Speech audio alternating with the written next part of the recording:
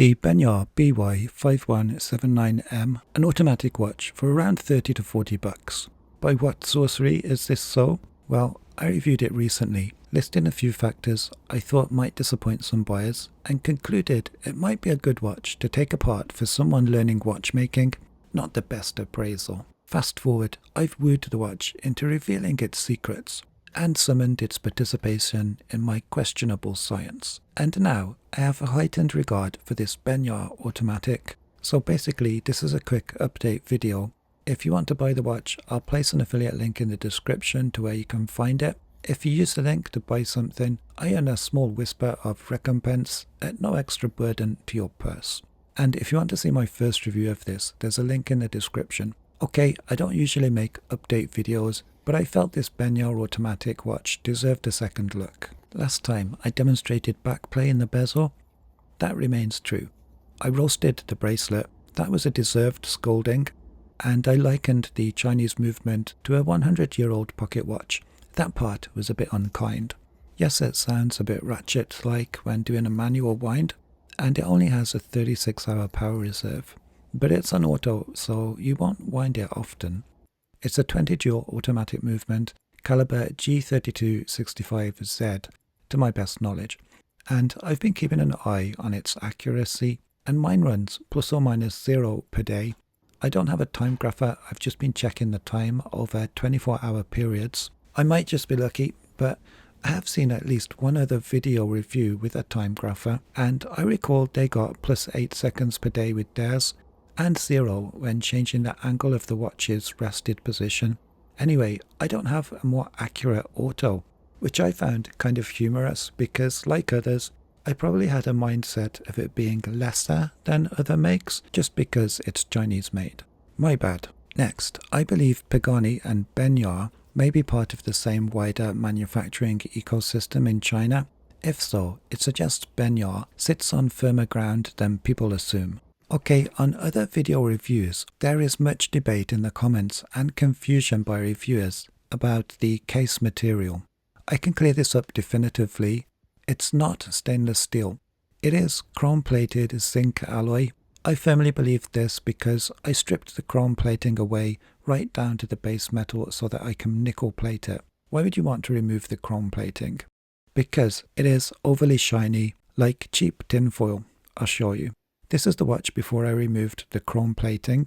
We can see how much shinier it is than the steel bracelet. So I want to nickel plate mine because nickel plating looks exactly like stainless steel. Here's a direct comparison of two identical watch cases. The one on the left I've nickel plated, and the one on the right is the original mirror-like chrome plating. The nickel case has much nicer depth and warmth, resembling stainless steel. Removing the chrome plating is done by careful sanding, and I hoped to find brass base metal underneath.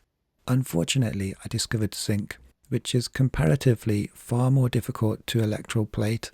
And in fact, to aid the process, the manufacturer has first copper-plated this zinc case and then chrome-plated it, as you can see here, as I'm partway through sanding.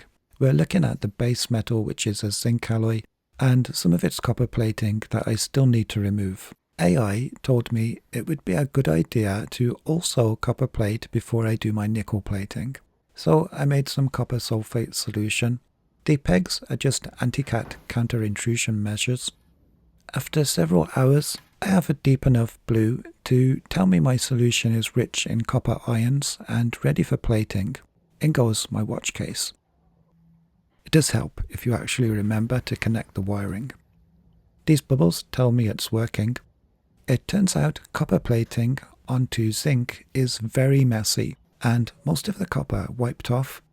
Deciding Adam intelligence is still vastly superior to stupid artificial intelligence, I prepared the base metal again, and this time directly plated onto the zinc case. A process I forgot to video, but it looks the same but with green nickel electrolyte solution instead. Here's the finished result.